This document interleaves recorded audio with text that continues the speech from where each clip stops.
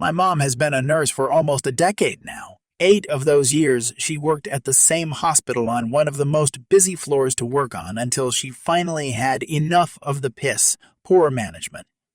Before she left, though, she exacted an amazing feat of revenge that got the hospital into a lot of trouble.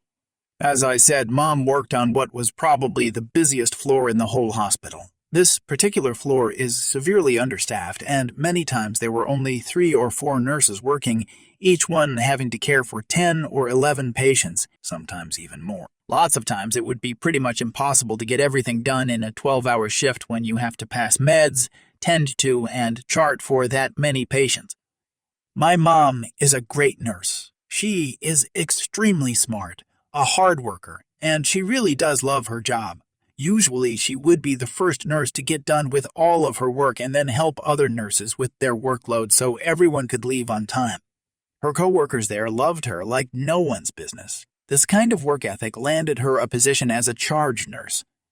As a charge nurse, it was her job to see to it that all, or most, of the paperwork is done properly and faxed, that nurses were getting their charts in on time and passing meds when need be.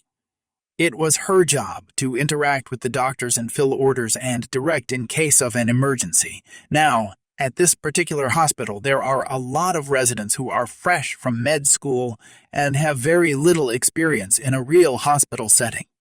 Sometimes they would give orders that were unnecessary or not the best solution for the health of a patient. Mom, being so respected, would oftentimes coax the doctors into changing their orders to something more suitable as she has a lot of real work experience. But then, some doctors would disagree and tell the nurses to go on ahead with his instruction. Then, when something goes wrong, the blame would go on Mom, and there was really nothing she could do about it. She finally had enough when a doctor ordered a heart catheter on a patient who was extremely drunk and in no state of mind to make decisions for himself.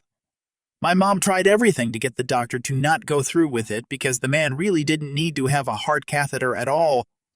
This doctor was all the time ordering ridiculous treatments for patients because that is how he makes his money. He convinces this drunk man to sign the surgery papers and sends him to OR, where he was basically receiving an unauthorized surgery, seeing as his decision-making was impaired. After that, my mom decided to start applying for jobs at other hospitals because she couldn't stand to see any more patients being abused and mistreated by the place that is supposed to have their health in best interest. When she finally landed another RN position, she gave her notice and worked to the end of her term. After she received her last check, they tried to tell her she was overpaid and she would have to pay back some of the money. Obviously, she didn't and was appalled at the way they were treating her after 8+ years of loyalty to this hospital. So she started plotting her revenge. Before quitting, she contacted JCAHO, Joint Commission on Accreditation of Healthcare Organizations, and told them about the unauthorized surgery. This is a big no-no. It is something that can make a hospital lose their accreditation and be closed down permanently. She gave them the name of the patient, the file number, the case number, the name of the doctor, and the name of all other parties involved in the surgery. She was very thorough. The day after she quit, a close friend of hers that worked the same floor said that JCAHO rep came and did some investigating almost entirely unannounced. They do warn the hospital before they come, but never give them enough of a notice to change anything beforehand. About a week after their initial investigation, 1 or 2 people had gone and interviewed staff and looked at medical records. They came back again. This time, they came with a lot of people. They pulled every single file to review and see if any other sketchy practices had been performed under the radar. For every breach of HIPAA and OSHA protocol, they were fined thousands of dollars. The doctor and all staff involved in the cardiac catheter incident were fired, and the doctor lost his license and can never get it back. They threatened to close the hospital if the fines weren't paid, which added up to hundreds of thousands of dollars. Of course, the family of the man found out about the surgery and sued the hospital. Spoiler, he won and had to pay him off too. To this day, JCAHO visits the hospital frequently to make sure no more unethical practices happen again. Don't treat your nurses badly, and don't treat your patients badly, or it will come back and bite you back. I am a big guy, 6 foot 275 pounds, and I am not all muscle. I used to play soccer as a kid until I was 17 years old when I took a nasty knee injury that ended my hopes to play pro. I started to gain weight over the years, partly due to bad habits and lack of exercise. I reached 325 pounds at one point, and it felt like I was about to die. That's when I decided enough was enough, and it was time to turn my life around, started eating healthy, and slowly picked up the exercise bug again. I also joined a 6v6 soccer league in my city where my friends had a team and invited me to play. I'd play soccer once a week, go to the gym thrice a week, then rest and chill. It was great. On a soccer pitch, you don't expect 300 pounds plus guys to be running around or even be skilled enough to dribble through defenders. Most teams wouldn't even mark me. I played as a striker until I scored a goal or dribbled through two of their players. That earned me some respect on the pitch. I had competitor players come to compliment my performance after the games. I even made friends with league coordinators who at times cheered me after a nice pass or goal. It was just great. I felt I was alive again. The wrongdoing. At the time of this story, I had lost about 30 pounds. I was 295-ish. We were playing a long winter league, which is basically 14 games, 14 weeks. And we knew almost every team in the league, except for one team. It was the fourth game of the season, and we were scheduled to play the new team. A bunch of big guys that looked like they were straight out of an MMA competition.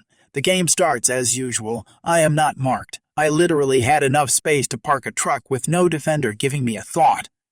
I received the ball, ran for the goal, then buried it in the bottom corner. Easiest goal ever. 5 minutes later, I did it again. Now I had their attention, and I was being marked by a guy who from now on we will call Jerk.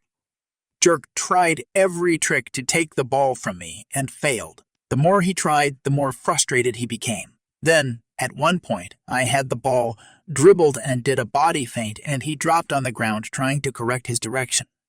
I crossed the ball and we scored the third. It was humiliating, but I didn't mean it like that. He stood up and walked right next to me and said, "Jerk, you think you're having fun, fatty?" Me, you're not really going to talk bad at a recreational soccer game, are you? Jerk, I am not talking bad. I am just asking if you're having fun. Me, yeah, I am. And you? Jerk, I will have my fun in a bit. I didn't really know what he meant, but I didn't give it a thought. A few minutes later, I received the ball again. Jerk is like a step or two behind me. The next thing I know is my left foot, the one planted in the ground as I received the ball with my right foot, is twisted. I hear a loud popping sound from my ankle, and I am on the ground. A moment later, a jolt of excruciating pain in my ankle made me groan like an elephant stomped on my foot. Jerk has taken an illegal sliding tackle on my left foot, and it tore my ankle under my body weight. Then he literally stood up and leaned down on me and said now I had my fun. I was out of the game. Fast forward 24 hours, my ankle is swollen the size of a large grapefruit. I see a doctor who diagnoses that my anterior talofibular ligament has a 2nd degree tear. This is the strongest ligament in your ankle, by the way. I can't play any sport and only use my feet lightly for 8 weeks minimum. I made sure I submitted an incident report to the league after the game, then kept all the receipts for medical treatment as a result of the injury. It took a toll on me emotionally as it reminded me of my old knee injury that ended my soccer dreams. I was determined not to slip into depression again, though. Even though I could no longer go to the gym or the pitch, I was still eating healthy and spent the next 8 weeks planning my revenge. It took me 9 weeks to recover, which was better than the sports specialist predicted. I was back in the last game of the season before the 2 playoff games. We were playing Jerk and his team again. I had spent my whole recovery time doing my very best to get ready to make that game. Took physio's advice and applied them to the letter, did anything and everything to make sure that I am good to play. I made it. Now it was time for exact revenge. The revenge. I concocted a plan with my friend Dave to exact revenge on Jerk, one that would leave him with a permanent memento from yours truly. Jerk likes to stay behind, then make a vicious tackle, push or shove when the player he is marking is about to receive the ball. I was going to use that against him the worst way. In the game, I made sure Jerk felt like I was scared of him. When I received the ball, I got rid of it too quickly, and if I was dribbling, I either passed it or let it go as if I was avoiding contact. This encouraged him to stay with me and to scare me even more. He literally played the first 15 minutes of the game with a smug all over his ugly face. That was about to change. About 20 minutes into the game, we got a corner kick. Dave goes to play the kick and I stand in the box. Jerk is 2 steps behind. Dave was about to take the kick, then he stopped and nodded. No, this meant Jerk was no longer in position and we couldn't do what we planned to do. This happened a couple of more times. Then, it is the 4th corner kick towards the end of the first half. Dave is taking the kick. He looks at me and he nods yes. Jerk is 2 steps behind me and is now marking me again. I put my hand up and shout, "Here, Dave." Jerk now commits to me. Dave then goes on to play this sweet, perfect cross right above my head level. Jerk goes on to do his standard come from behind and do something nasty routine. At that very moment, I plant both feet in the ground, expecting the shove from behind, lean backwards, and launch my body towards Jerk. He is going for the ball with his head, and I am going with my head for his face. He perfectly planted his face in the back of my head, his head going forward and my head going backwards. I swear I could hear his nose break on the back of my head. We both fall to the ground, and I drop with my whole 290 pounds on top of him, catching him with my elbow, straight into the eyebrow. As I turn around on the ground, he has a cut on his eyebrow. His nose is broken and is literally pointing to the left, and he is bleeding. I shout, "First aid kit here, please." Then tell everyone I was first aid certified and start sitting him up and leaning his head backwards to stop the bleeding. In the process, I pinch his nose to check if it's all right, and he screams like a little girl. Then I say, "Oh, it seems your nose is broken." League coordinators cart him out, and an ambulance picks him up a few minutes later. After the game, he sent a message saying he is suing me for intentionally breaking his nose and cutting his eyebrow. The league coordinators did not support his incident report and said that it was he who went for me from behind and that I couldn't have anticipated that, let alone injure him so badly if it weren't for his own force. They also indicated that I was the first person to provide first aid to him after the fall. He had no leg to stand on, and his claim was dismissed. Then I sent him a letter from my lawyer letting him know I was suing him for my injuries 9 weeks prior. Supporting that with doctor's reports, physio reports, and the league's incident report where the league coordinators concluded that his tackle was both illegal and deliberate. He had received a warning from the league that he would be permanently banned for such behavior. The league then went on to ban him from participating in the games. He reimbursed me $2,300 in medical costs. I scored 3 goals that game. We won and made it to the playoffs. Then we beat them again in the playoffs and won the league. I am still on track with my weight loss.